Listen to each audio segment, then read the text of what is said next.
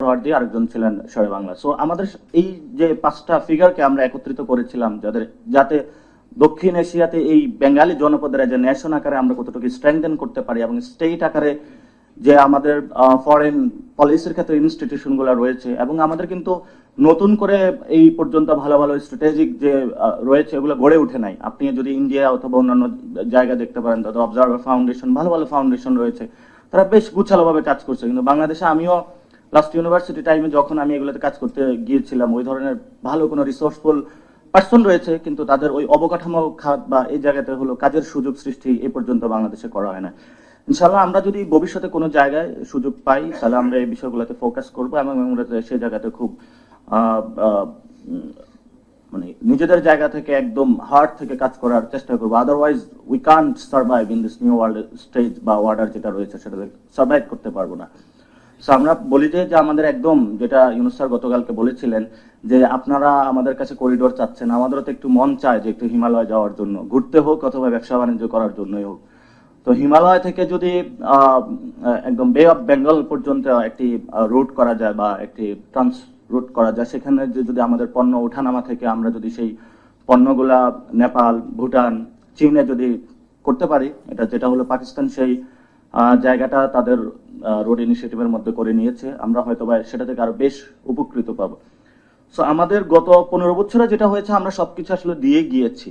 এবং আমাদের 71 সালে যেটা হয়েছিল যে আমরা 72 সালে এসে একটি দেশের কাছে আমাদের ফরেন পলিসি হলে বিক্রি করে দিয়েছিলাম, এবং সেই জায়গা থেকে আজ পর্যন্ত আমরা উঠে দাঁড়াইনি। আমরা একটি দেশের সেবাদাস হিসাবে এবং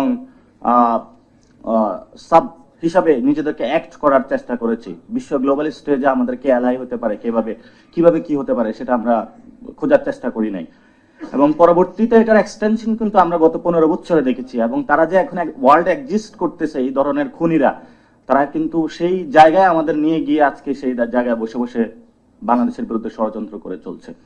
এবং আমি লাস্টে এই যে আফটার দ্য রেভলিউশন আমি পার্সোনালি যখন ম্যাম খালেদা জিয়ার সাথে বসেছিলাম, তো তখন আমি ওনাকে জিজ্ঞেস করছিলাম, ম্যাম আপনি তো সরকার চালিয়েছেন, আমাদের এক্সপিরিয়েন্সের প্রয়োজন, তো আপনি কোন কোন দেশের সাথে আমরা এই সময় আসলে আমাদের গুড আন্ডারস্ট্যান্ডিং বিল্ড আপ করা যায়।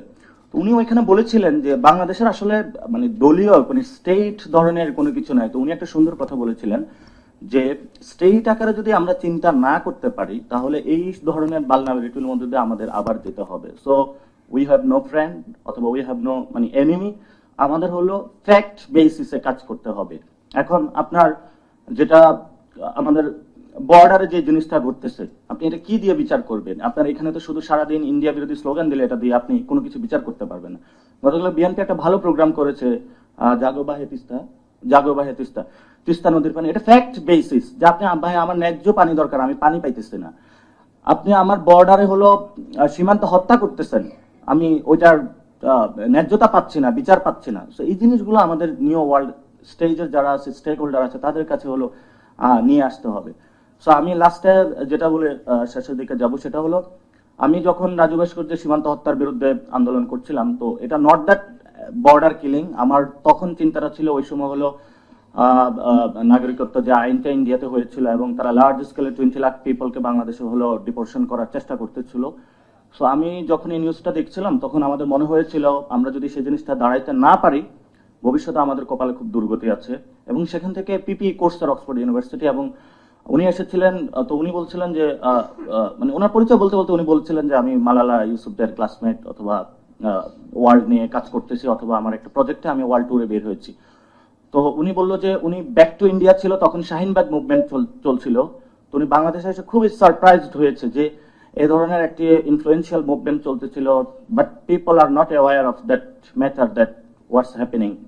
সো তার সাথে আমার গার্ডিয়ানের যারা মানে যারা সাংবাদিক দীর্ঘদিন ধরে যারা বর্ডার নিয়ে কাজ করছে, নিউ ইয়র্ক টাইমসের ওইটা একটা প্রতিনিধি দল এসেছিল। তো they are very excited about to work the Bangladesh, মানে এই বিষয়গুলো নিয়ে। ইভেন এগুলা নিয়ে এখন অনেক ধরনের পড়াশোনা, পিএইচডি হচ্ছে আমাদের ফরেন রিলেশনে। যদি ইয়াং জেনারেশন আপনারা যারা আছেন, এই বিষয়গুলো নিয়ে যদি আরো বেশি ইন্টারেস্টেড হন যে আসলে ইন্ডিয়ার এই বিষয়গুলো কি ঘটছে, মায়ানমারে কি ঘটেছে, রোহিঙ্গা ক্রাইসিস কেন হচ্ছে, অথবা সাউথ এশিয়া রিজনে কি কথা হচ্ছে, সেগুলো যদি আমরা দেখেছিলাম যে মাঝখানে পত্রিকায় এই ধরনের জিনিসগুলো আমরা তারেক শামসুর রহমানের কিছু কিছু আর্টিকেল হলো, তখন পত্রিকা পড়তাম। এই ধরনের লেখা তো এখন আসেই না একদম, মানে এই ধরনের লোকদের দিন দিন সংখ্যা কমে যাচ্ছে। ফলত আমরা নিউ জেনারেশন এই জায়গাতে এগিয়ে আসা উচিত, এবং আমরা আশা করি যে ভবিষ্যতে বাংলাদেশকে যদি আমরা লিড দিই, সেখানে লিড দেওয়ার ক্ষেত্রে এই ফরেন পলিসির একটা ইন্ডিপেন্ডেন্ট ফরেন পলিসি আমরা জায়গাতে যেতে পারবো, এবং যেটার মধ্য দিয়ে ৭১ সালে যে সাব মেসিভ জায়গাতে ফরেন পলিসি নিয়ে যাওয়া হয়েছিল, ২৪-এর মধ্য দিয়ে আমরা কিন্তু রক্তের মাধ্যমে সেটা রিগেইন করেছি। সো আমাদের এটা এখন সামনে আমাদের কাছে বিষয়, আমরা কি সেটা আবার এই সংকটের মধ্যে ঠেলে দিব, নাকি এই যে আমাদের অর্জন, রক্তের মধ্য দিয়ে অর্জন, সামনের বাংলাদেশে এটা টেনে নিয়ে যাব, সেটা আসলে এই প্রশ্নটা আসলে আমাদের কাছে। So এই প্রশ্নটা আমাদেরকে ডিল করতে হবে, আমাদের জেনারেশনকে। আমরা যদি ডিল না করতে পারি, the people of Bangladesh will curse you. That's it.